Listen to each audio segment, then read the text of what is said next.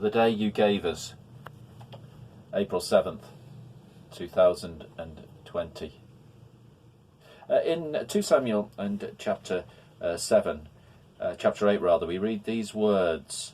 David reigned over all Israel, doing what was just and right for all his people. Joab, son of Zeruiah, was over the army. Jehoshaphat, son of Ahilud, was recorder. Zadok, son of Ahitub, and Ahimelech, son of Abiathar, were priests. Sariah was secretary. Benaiah, son of Jehoiada, was over the Kerethites and Pelethites.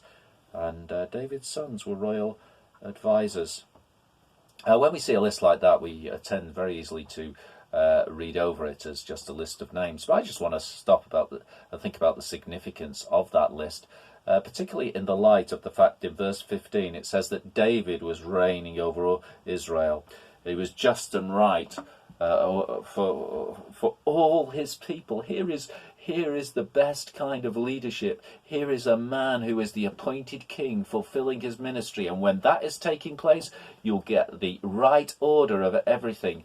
But these following men that you see at the end of the chapter are doing their jobs in their places according to their giftings. And everything is well ordered. And so it's just challenge. It's a pray for leaders. They would function well. And when they function well, they see the organisation, the entity in which they have responsibility functioning well. Pray for leaders in churches, in the nation, in families. Oh, and let us step up as leaders to fulfil our ministries and see those under us prosper to fulfil their callings as well. I also just wanted to look at something from Exodus and chapter 35, which knits together with that, and this is with regard to our hearts. When we're involved in serving and when we're involved in ministry, we should have the right hearts. It's a willing heart. Here we have the gathering of everything for the construction of the tabernacle. And we read these words. It says in verse 26, and all the women who were willing and had the skill spun the goat hair. And then in verse 29, all the Israelite men and women who were willing brought the Lord freewill offerings for all the work the Lord through Moses had commanded them to do.